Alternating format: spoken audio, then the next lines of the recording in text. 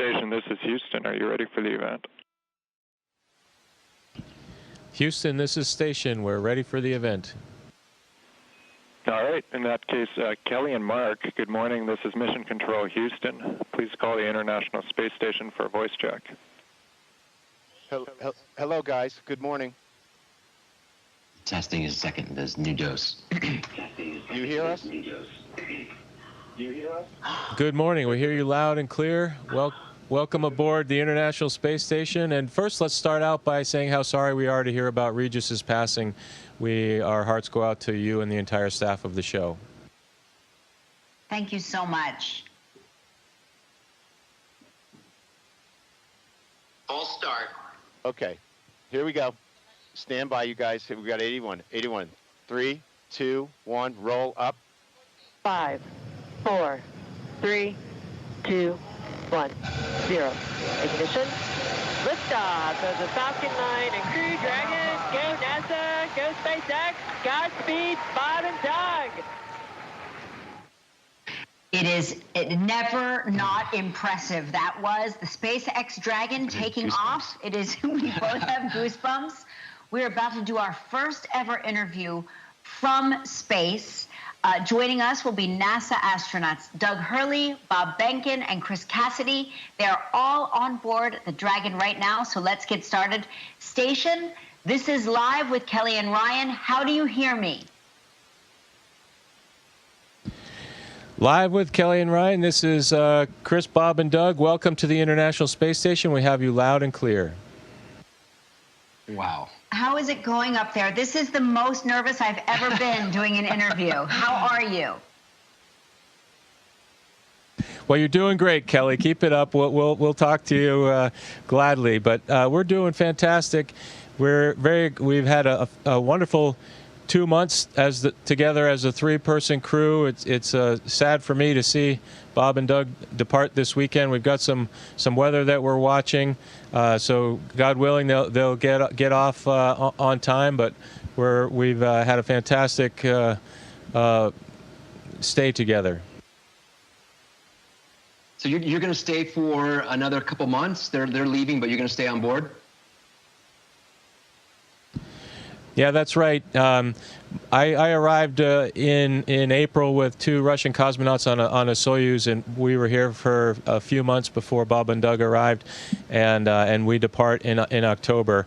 And it was really quite special to fly right over the Kennedy Space Center 2 minutes before they launched, and to know that they were making a beeline to rendezvous with us the next day. I'm noticing this little sparkly dinosaur floating in the foreground there. That's very cool. Oh, wow. Never gets old. Oh, Never gets man. old. So since there is no gravity, obviously, how are you staying so still? Well, Kelly, it's a good question for us, and we've got our feet locked into some foot restraints on the ground, and so you can see if we don't lock ourselves in, we'll just float right away. So we've been practicing that for the last 2 months, and Doug and I just about have it down as well as Chris does. Of course, he's been here a little bit longer. And you mentioned our little dinosaur, the little Apatosaurus that our sons selected for us to be able to demonstrate zero gravity even when we were locked in, had our feet locked to the floor or locked to the seats as we were headed uphill in Dragon. You know, nobody's kids think that they're cool, but I bet all of your kids think that you are extraordinarily cool. I have to ask, because these are questions that we keep getting asked by everyone. How do you go to the bathroom when there is no gravity? Well, that is a question we often get, and I think the best way to answer it is it takes a little more time, and you have to be very particular and very careful. And other than that, it is similar to Earth, but as you mentioned, the effects of gravity greatly increase your chances for success on Earth compared to in space. So you just have to be pretty careful while going about your business. How's the food up there, guys?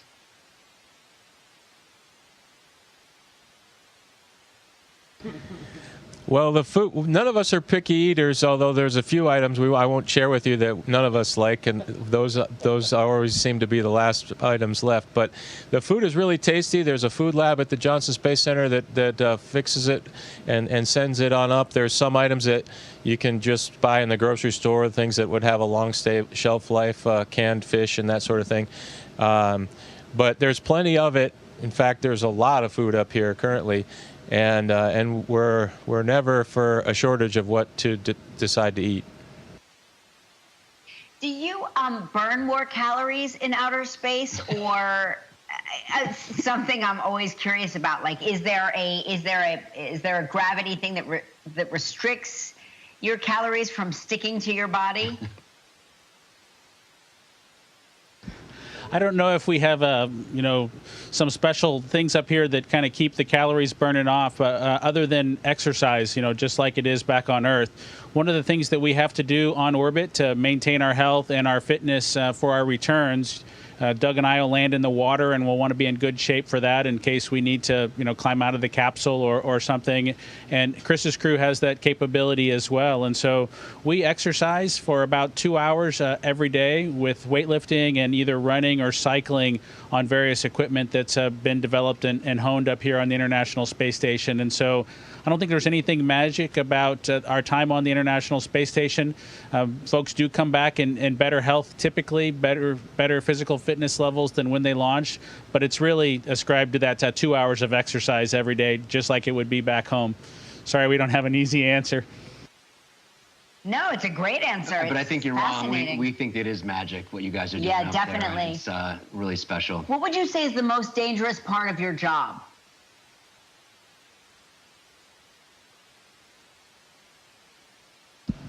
Well, I think generically the expectation from most people is that being an astronaut's a dangerous job. Obviously, the launch and the landing phases are pretty dynamic from a physics standpoint. You go from 0 to 17,500 miles an hour when you launch, and then when you return back to Earth, you have to slow down from 17,500 miles an hour to 0. So all that takes a lot of engineering and technology to pull it off successfully. But I think, the men and women of our military, the fire departments, the police, all those folks have very risky jobs as well. And you just have to mitigate that risk with backup systems and procedures and plans and training, and do your job, and everything will turn out fine. Now, Doug, I understand that you grew up in a very small town in New York, and you actually grew up with one of our producers, Dana Dodge. Is it true that you know each other? Oh, yeah. When you grow up in a town the size that we grew up in, I think you know almost everybody. There was just a few hundred people back then, and we went to school together. I think we were only one grade apart. And Appalachian, New York. So kind of cool that she's been working there for many, many years, from what I understand. She really has, and small galaxy, isn't it? I would say small world, but from your perspective, it's a small galaxy. So, very quickly before we sign off here, what kind of liquids can you drink in space? Can you have, is there a cocktail hour in space?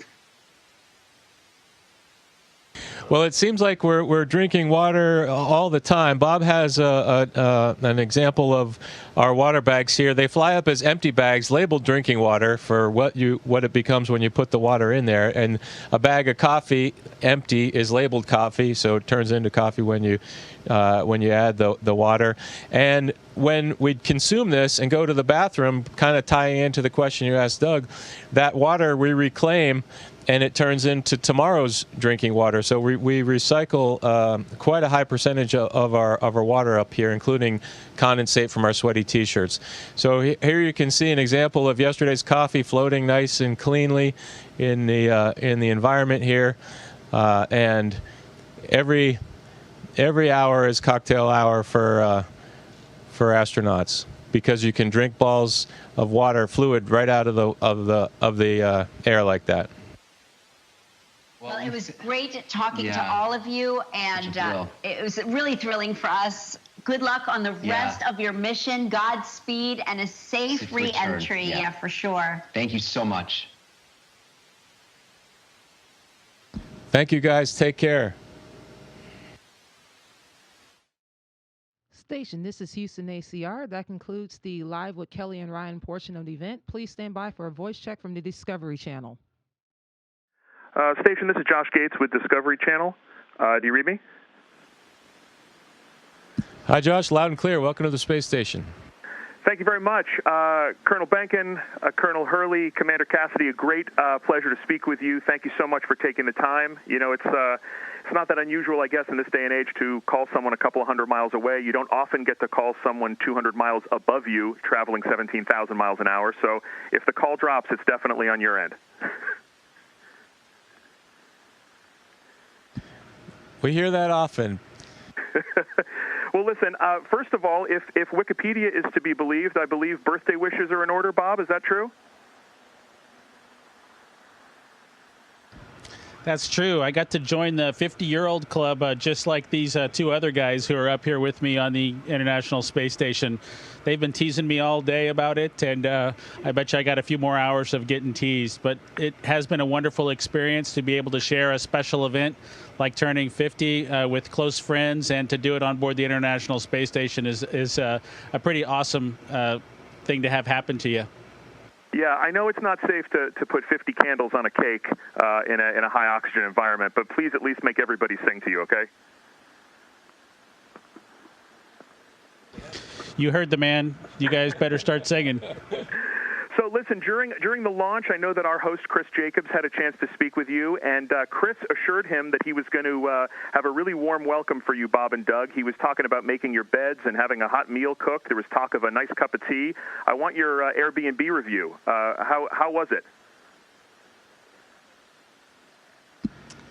It was great, as far as we can remember. Yeah, no, everything went great. Once we got here, we hit the ground running and got very busy very quickly, as they had a pretty busy timetable for us. But it's been great. Everything was set up. He had the food set up. He had at least a picture of a pizza for us when we got here, which was somewhat exciting yet disappointing all at the same time. And then all our food was set up by service, so that was pretty cool. And since we were each in a different branch of the armed service, it was pretty easy to tell whose was whose. And it's been great. Had our own our sleeping quarters was already set up, ready to go, and we just settled right in and started to get to work. Good. Well, make sure to leave him 5 stars in your review. That's going to help him for future bookings. And Chris, look, I know a big part of people coming aboard the ISS isn't just the turn-down service. It's obviously getting them oriented. You know, to those of us on the outside, it looks like a bit of a maze in there. How long does it take to get oriented to that place? Does it become second nature pretty quickly?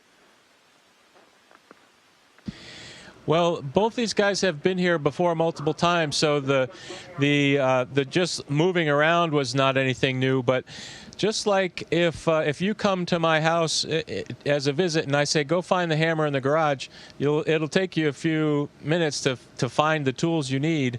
It's helpful to have somebody tell you, or have a piece of paper that guides you where all those things are. And that's exactly what it's like up here for all of us. As soon as you arrive, it takes a few weeks of doing the cycle of daily activities to really remember where things are located and make your day efficient. You can have a lot of your time, I don't want to say wasted because it's all in the name of work, but spend a lot of effort trying to find things and get things organized so that we're ready to execute our primary job. But once we all do that, we're off and running as a crew. Look, I know one of the duties aboard the ISS is actually to go outside, which to those of us on the ground doesn't seem like a very smart idea, but I know that you are engaged in spacewalks up there. And Bob and Chris, I know you're in a very exclusive club now of only 4 NASA astronauts to have done 10 spacewalks, so congratulations to that. You know, one of my favorite space stories is Ed White on Gemini 4, a first American to do a spacewalk, and when he came back in the hatch, he famously said that it was the saddest moment of his life. I wonder how that strikes you. Is there something bittersweet about having to come back down to Earth and say goodbye to that remarkable view up there?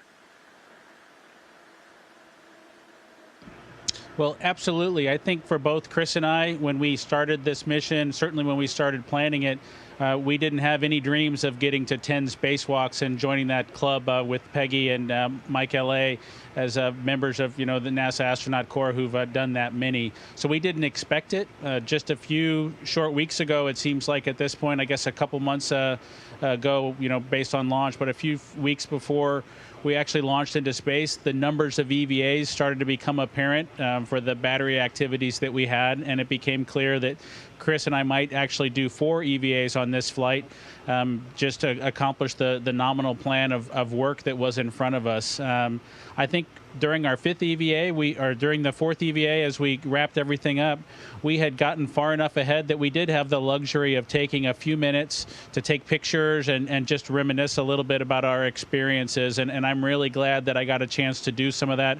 In fact, Doug got a wonderful picture of both of us looking out the cupola windows, and it's one I think that both of us will cherish as a picture, as a capstone for that 10th spacewalk that we were able to do. And of course, it is bittersweet to not get to do another one. I think at this point, the only way that would happen would be a contingency happening on the International Space Station, and that's not something we're hoping for. Sure. So let's talk a little bit about the return trip here. America's space program really was built on capsule technology, and yet it has been 45 years since we have seen a manned capsule touch down. And so I know that you're veterans of the shuttle program, which for all intents and purposes lands like a plane. The capsule return is obviously very different. I know it's an 18-hour return trip. Tell us a little bit about what you're expecting and what you're going to be doing during that time. Yeah, it's a great question. We'll undock, at least on station time, we'll undock very late in the evening Saturday night, and then we undock and then start what we call phasing towards the landing opportunities on either coast of Florida the next, what would be the next afternoon on Sunday. And so we'll undock, do our departure from station, and then once we are safely separated from station, there's a few things to do inside Dragon, and then we'll go to bed, get some sleep, and get rested up for the next day. And then I think the timeline has us getting up approximately 5 hours prior to splashdown, and so we'll go through the process of getting suited up and doing the checkouts of the vehicle, the various separation sequences that occur prior to the deorbit burn, and then the deorbit burn and entry, and then a parachute landing tentatively scheduled right now off the Gulf Coast side of Florida on Sunday afternoon. Well, you've got a lot of people down here that are very excited to watch this process. The launch was the #1 show in America, and I think one of the really impressive things is that millions and millions of children, millions of kids tuned in to watch it. So you guys, I hope will take some comfort that you are inspiring a whole new generation of space enthusiasts down here. Look, I would love to just hear in the short time we have left. This mission has really been historic in so many ways, not the least of which is that it's this fascinating marriage between private enterprise and NASA experience. What do you want people to take away, especially kids? What do you want them to take away from this Demo 2 mission as we look forward to the future of space exploration? I think that one of the things that Doug and I would really like everyone to take away from our experience here is that if you do work really hard, you can accomplish great things. And so it wasn't a short road. It did take NASA and SpaceX and the partnership as a whole time to figure out how to work together, figure out how to cooperate to accomplish the mission that we've done. And, that involved a NASA flight control team, a SpaceX flight control team, a SpaceX launch control team, all cooperating together. And so I think we just would like to share that message and let folks know that if they work hard, that cooperation can lead to great things. Very well said. Well, we are enthusiastically watching your return. Please have a safe trip home, and don't mess up the upholstery in the Dragon capsule. Okay, that thing's expensive, guys. Yeah, there's no upholstery in there, but we'll keep it clean for the next crew. Thank you so much, guys. All the best. It was a real honor speaking with you. Station, this is Houston ACR. That concludes our event as we count down to 20 continuous years of humans living and working on our International Space Station. Thank you. And with that, this is Houston. Thank you to all participants from Live with Kelly and Ryan, as well as the Discovery Channel. To the International Space Station, we're now resuming operational audio communications.